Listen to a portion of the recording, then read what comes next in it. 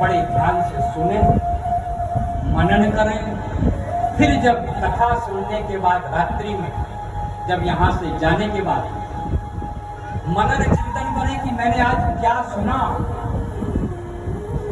आज मेरे मन में कथा से कौन सा ऐसा प्रसंग, कौन सा ऐसी लाइन मन में दिल में बैठी है, उसको हम चिंतन करें, मनन करें और फिर एकाग्र बैठ के और याद करें निधिध्यासन कि क्या क्या हुआ। ये नहीं कि जहाँ से उठे अपनी चप्पल कहाँ कपड़े बदलना है, फिर सब लोग को मोबाइल करवाएं। वो तो आप औपचारिकताएं करिए, लेकिन मोक्ष की प्राप्ति कब होगी? जैसे किसी डॉक्टर के पास जाते हैं, डॉक्टर चेकअप करता है, दवाइयाँ बताता है, संयम नियम बताता है, सब कुछ। दवाइयाँ ले आए, बड़ी महंगी महंगी ड्रॉप्स है कुछ, फिर और ड्रॉप को ला करके, इंजेक्शन को ला के, उन सिरप को ला के बढ़िया भगवान के पास रख दो और सुबह शाम बढ़िया आरती पूजा करो, बस अपना जो है चाट मसाले खाते ठीक हो जाते। जो चीज डॉक्टर ने दी है उसका हमको आचरण अपने शरीर में उस संयम नियम के साथ आहार भी करना पड़ेगा भाई, तब हमारा व्यवहार। ऐसे ही स्कूल में टीचर, कॉलेज में प्रोफेसर पढ़ाए कि घर जाके फिर से रिविजन करना पड़ता है, रिविजन करना पड़ता है, फिर नए टॉपिक के लिए तैयारी करनी पड़ती है। ये 7 दिन की क्लास है, इसलिए है प्रतिदिन कथा के माध्यम से ध्यान रखना।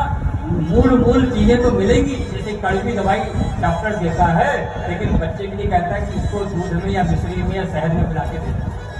ठीक ऐसे ही कथा के बीच में जो संगीत आएगा, जो उत्सव आएंगे, कन्हैया जी का नाच गाना होगा, प्रसाद वितरण होगा, खूब धूमधाम होगी, तो भूल मत जाना इस कथा के भूल को दवाई। ये 9 रस है भगवान के द्वारा, यही परीक्षा का समय है। आवाज से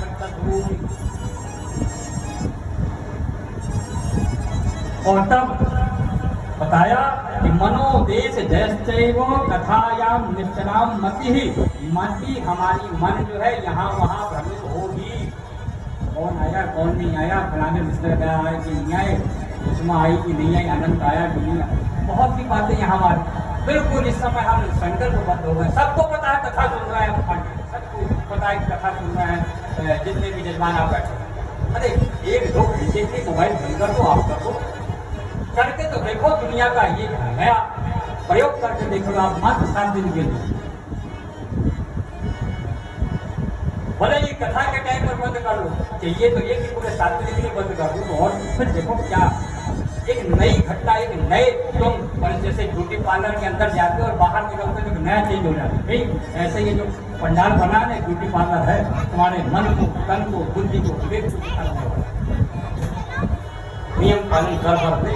और तब बताया कि किस तरह से कथा वाक्य विश्वास हो सत्यो वाक्यायाम मन, और जो गुरु के द्वारा जो वाक्य बोले जा रहे हैं उसके ऊपर विश्वास करें। और तब बताया कि ऐसी कथा श्रीमद्भागवती वार्ता पुराणानां दुर्लभा, ये भागवत की कथा देवताओं को, 33 कोटि देवताओं को भी सुनने के लिए दुर्लभ है। स्वर्ग में कथा नहीं होती, वैकुंठ में कथा नहीं होती, कैलाश में कथा नहीं होती, केवल इस पृथ्वी में इसी यहीं पर कथा होती था। स्वर्गे सत्ये च कैलासे वैकुंठे नास्वयं रसः, अतः पिबन्तु सद्भाग्या, अतः पिबन्तु सद्भाग्या, सद्भाग्य है, सौभाग्य है तुम्हारे। अतः पिबन्तु सद्भाग्या मां मुंचित कर्हिचित, अपने कर्ण के फुटों को ऐसा कोना बना लो कि सब चूकने ना पाए। आज सौनकादि ऋषियों के द्वारा, सौनकादि ऋषियों ने सूर्य जी के द्वारा सुना तो बड़े चेतन हो गए। कहीं ऐसा ना हो कि कथा का एक शब्द टूट जाए और हमारा जो हवन पूजन कर रहे हैं, हवन करते हाथ जल, हवन करते पाप हो जाए। और हमारे तुम्हारे साथ में हो रहा है, जितने लोग यहाँ बैठे हैं थोड़ी एक प्रैक्टिकल करके देखना, बड़ी छोटी छोटी सी बात है। एक श्लोक है, कौन सा श्लोक है भाई? हाँ, सुना देंगे। कर्पूर गौरम याद है, सब लोग पढ़ते हैं, जब सुना कर्पूर गौरम, सब लोग गाओ। यथा वसन्तं हृदयार।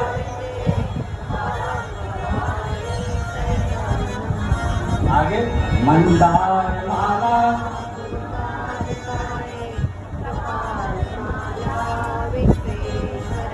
बात इतना ही चाहिए।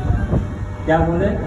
मंदार माला कुलतान काये, फिर कपाल माला क्या युद्ध से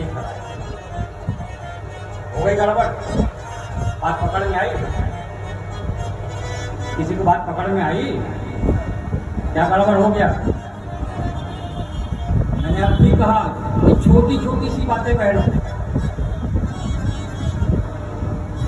कृपाल माला नहीं है, कृपा की माला नहीं होती। कृपाल माला से कराई, कृपा की माला नहीं होती, कपाल की माला होती है। भगवान शंकर कपाल की माला पहनते हैं ना, कपाल माला, मुंड माला पहनते हैं ना। चिदाभस्माले पात्रकम नगरोटी परिमराम अमंगल्यम तीनम मुंड माला पहनने वाला, उसको हम क्या बोल रहे हैं? कृपाल माला। कृपा की माला नहीं, बस वही गड़बड़ हो गया। तुम्हारा यज्ञ, तुम्हारा हवन, तुम्हारी आरती गड़बड़ हो गई। इसलिए बड़े कथा से ये जो भ्रांतियां हैं, ये त्रुटियां हैं, ये निकलती हैं। इसलिए ध्यान। और तुम्हारे पिता, पहला दिन है तो मैं छूट दे रहा हूँ, तुम्हारे पिता जब भी कोई मन में कोई ऐसा क्रॉस, कोई भी क्वेश्चन है तो पूछ सकते हो, चिट्ठी लिख के फिर बता सकते हो, पूछ सकते हो, समाधान हो जाए। और तब यहाँ पर क्योंकि समय का आधार पर है ना, जब कुमार पूछा, और तब भगवान ने बताया ये कथा स्वर्ग में, कैलाश में, वैकुंठ में कहीं नहीं, केवल पृथ्वी में। इसलिए माँ सुखी, इसलिए बड़े माननीय होकर के बड़ी विनम्रता के साथ कथा का सांगोपान श्रवण करिए। तभी सूत जी ने कथा क्या कथा किया? कथा बताया कि एक बार क्या हुआ, एक बार नारद जी बैकुंठ में थे तो उनको लगा कि जितनी कथाएं होती हैं पृथ्वी में होती, सप्त लोक जो है पृथ्वी में है, सप्त पुरिया पृथ्वी में है, सप्त नदियां पृथ्वी में है, चारों धाम पृथ्वी में है। बैकुंठ में तो केवल 5 स्टार होटल है, सुविधाएं जरूर, लेकिन कुछ नहीं, घूमने के लिए पृथ्वी जाना पड़ेगा। और तब नारद जी पृथ्वी के भ्रमण के लिए स्वर्ग से नीचे, उत्तराखंड से नीचे आया, हरिद्वार से फिर यात्रा करते करते करते करते दक्षिण पहुंचे, दक्षिण से फिर गुजरात, महाराष्ट्र होते हुए फिर। तो हुआ ये कि जैसे ही नीचे उतर के आए, स्थितियां भी यहाँ बहुत बड़ी गंभीर बताई गई कि उनका जो सोच थी, उनकी जो इच्छा थी, पूरी की पूरी ऐसी दुर्दशा हुई कि अरे हे भगवान, ये गंगा तो का अवतरण हुआ भगवान के श्रीहरि चरणों से, पतित पावनी इस धरती धरण धरा के जितने जीव हैं सबका करण तारणहार पालन करने के लिए, लेकिन गंगोत्री से लेकर के हरिद्वार से लेकर के आगे तक पंडों पुजारियों और जो है अपना कब्जा कर लिया है। इसका तो व्यापार कर रहे कि ये मेरा घाट, ये तेरा घाट, ये मेरी गंगा, ये तेरी गंगा। लोगों ने व्यापार कर लिया है। वहाँ नहाने के पैसे लेते हैं, गंगा को आचमन करना हो तो पंडित जी कहते नहीं, मेरा घाट, मेरा जजमान है। तो गंगा का व्यापार मठ मंदिरों में जाओ तो भगवान के दर्शन के लिए लोग आप पैसा ले रहे हैं, ये तो भगवान को बेच रहे हैं। नारद एकदम से भ्रमित हो गए, ये हो क्या रहा है? यहाँ तो साधना नहीं है, ये तो साधन बना लिए हैं पैसा कमाने का। साधना नहीं कर रहे हैं, ध्यान साधना नहीं कर रहे हैं, भगवान को ही अपना साधन बना दिया, दुकान का पार्ट ऑफ पीस बना दिया। और तब नारद की बुद्धि इतनी ज्यादा विचलित हुई कि जहां मैंने सुना था पृथ्वी में कि ऐसे धर्मात्मा लोग होंगे, महात्मा होंगे, ब्राह्मण होंगे, गौ सेवी लोग होंगे, गौ प्रेमी होंगे, यहाँ गौ की हत्या की जा रही, यहाँ आपसी संबंध का व्यापार किया जा रहा है, बेटी और दूल्हे को बेचा जा रहा है, जबकि दूल्हा नारद स्वरूप होता है, बेटी उस समय मंडप में लक्ष्मी स्वरूप होती है। यहाँ तो पहले उनकी बुकिंग हो चुकी है, इतना दहेज क्यों? तब नारद बहुत सी बातें हैं, वो सब बातें इन 7 दिनों में आई थी। मैं इसलिए यहाँ पर केवल बड़े पर पॉइंट दे रहा हूँ, सुनिएगा आप